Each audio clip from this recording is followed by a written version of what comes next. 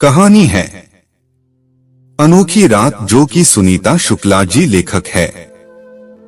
चलिए बिना देरी के कहानी सुनते हैं।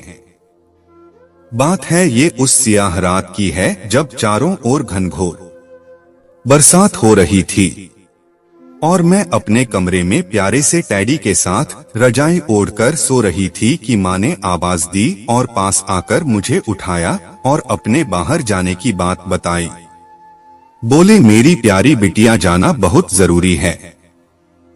तुम्हारे पापा के दोस्त का प्रमोशन हुआ है। हम उन्हें बधाई देने जा रहे हैं।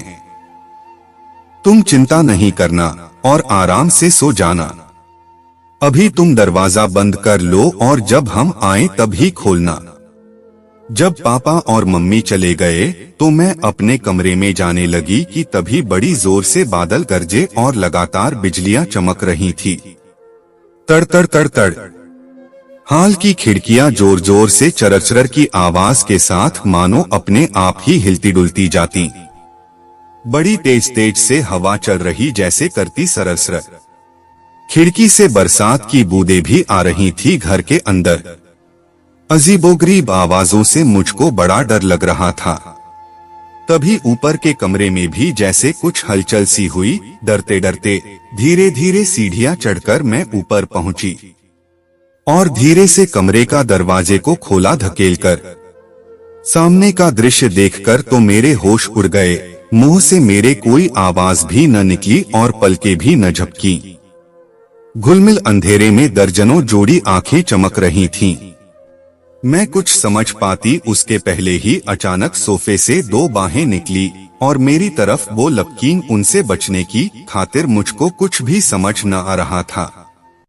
कुछ सोचने का भी वक्त नहीं था, इसलिए मैंने खुद को अलमारी में छिपा लिया। घुप अंधेरे में अलमारी से पीली पीली आंखें झांक रही थीं। घबराहट में डर के मारे जैसे मेरी तो सांस ही रुक गई। क्या करूं अब इस बड़े भयानक मंजर से खुद को मैं कैसे बचाऊं? इन सारी खतरनाक सी चीजों से कैसे बाहर आऊं?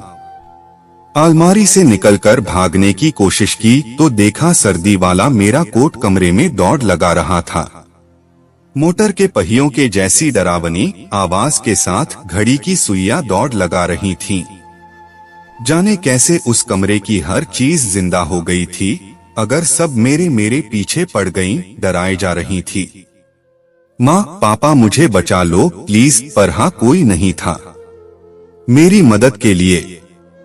घबराहट में मैं कमरे में भाग रही थी। खुद को बचते बचाते मैं थक चुकी थी, लेकिन फिर भी वो सब थे मेरी ओर को आते ही जा लिए थे। डर के मारे आंखें भींचकर मैं मामा चिल्लाई अंदर तभी लगा जैसे कमरे में रोशनी हो गई है और माँ की आवाज दे रही है। आंखें खोलकर मैंने जब देखा तो माँ दरवाजे पर खड़ी थी। तब जाकर मुझे जैसे चैन आया और मैं दौड़कर उनके आंचल में छुप गई। बड़े प्यार से माँ ने फिर मेरा सिर सहलाया और बिस्तर पर लिटाया। तब धीरे धीरे मैंने उनको सारी बात बताई तो वह मुस्कुराने लगी और बोली, मेरी प्यारी बिटिया रानी, लगता है तुमने कोई डरावना सपना देखा है। इसीलिए तो मैं तुमसे टीवी कम देखने के लिए कहती हूँ। और फिर माँ और बेटी दोनों नींद के आगोश में सो गईं।